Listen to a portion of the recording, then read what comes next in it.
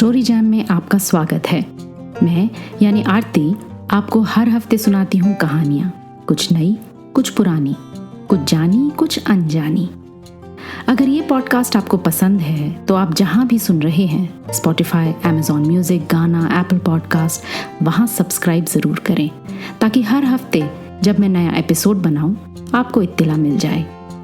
अगर आप story jam YouTube पर सुनते हैं तो सब्सक्राइब के साथ साथ बने बेल आइकन को प्रेस करना ना भूलें।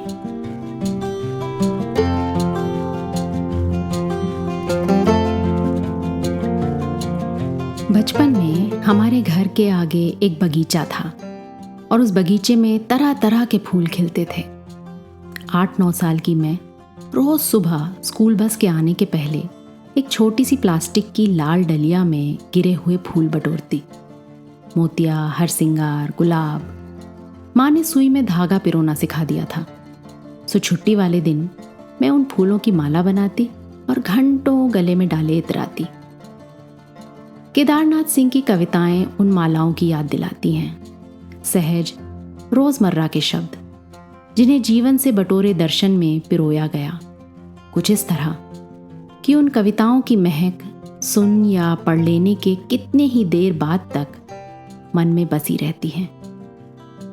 आज ज्ञानपीठ सम्मान से सम्मानित मेरे प्रिय कवियों में से एक केदारनाथ सिंह की कुछ कविताएं।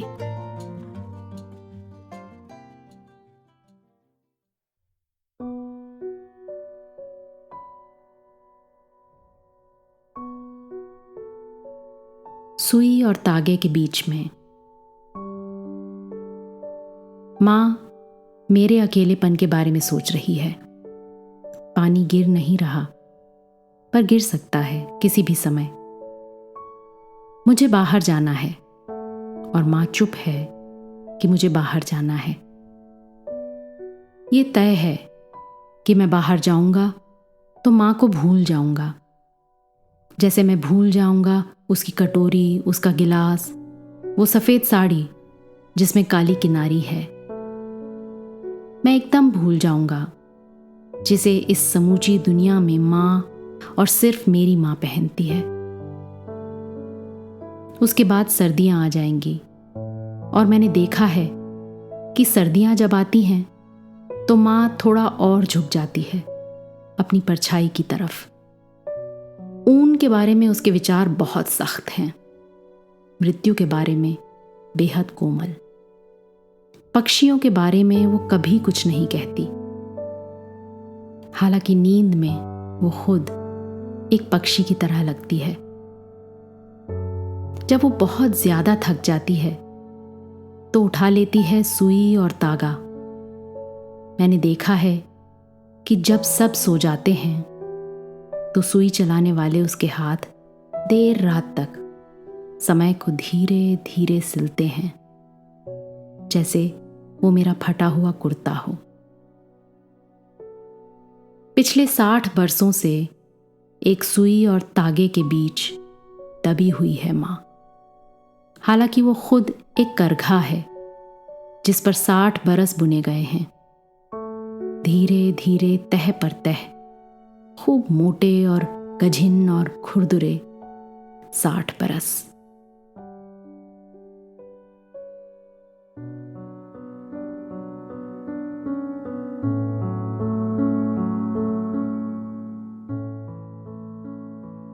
कुछ सूत्र जो एक किसान बाप ने बेटे को दिए। मेरे बेटे, कुएं में कभी मत झांकना, जाना पर उस ओर कभी मत जाना जिधर उड़े जा रहे हों काले काले कौए। हरा पत्ता कभी मत तोड़ना, और अगर तोड़ना तो ऐसे कि पेड़ को जरा भी न हो पीड़ा। रात को रोटी जब भी तोड़ना तो पहले सिर झुकाकर गेहूं के पौधे को याद कर लेना। अगर कभी लाल चींटियां दिखाई पड़े तो समझना आंधी आने वाली है। अगर कई कई रातों तक कभी सुनाई ना पड़े सियारों की आवाज तो जान लेना बुरे दिन आने वाले हैं। मेरे बेटे, बिजली की तरह कभी मत गिरना, और कभी गिर भी पड़ो तो दूब की तरह उठ पड़ने के लिए हमेशा तैयार रहना।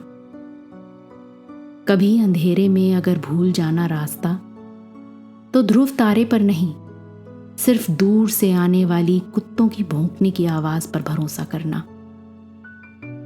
मेरे बेटे, बुध को उत्तर कभी मत जाना, ना इतवार को पश्चिम। और सबसे बड़ी बात मेरे बेटे, कि लिख चुकने के बाद इन शब्दों को पोंछकर साफ कर देना, ताकि कल जब सूर्योदय हो तो तुम्हारी पटिया रोज की तरह धुली हुई स्वच्छ चमकती रहे।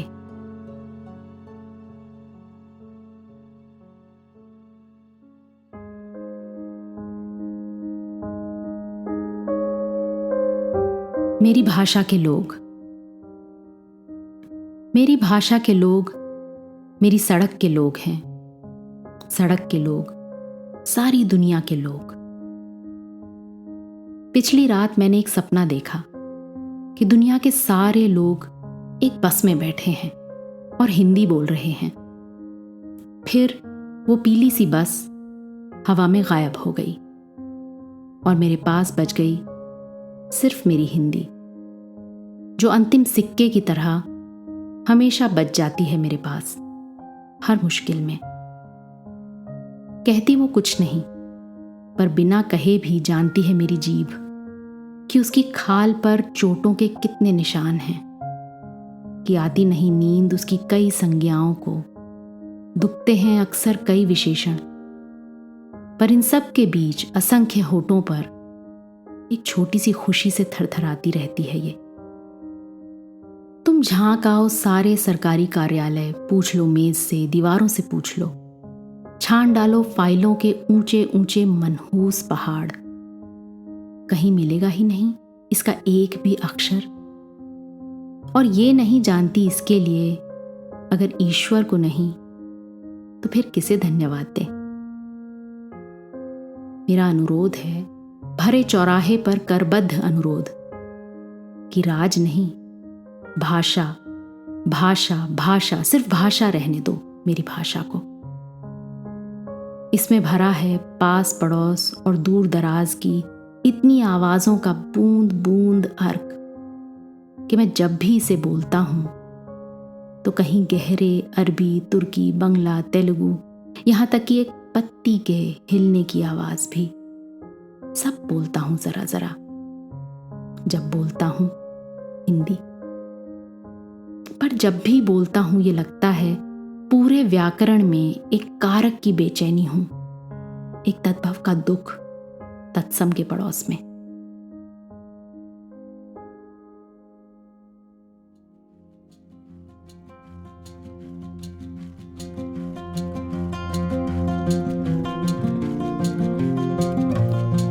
आज की कविताएं आपको कैसी लगी जरूर लिखिएगा।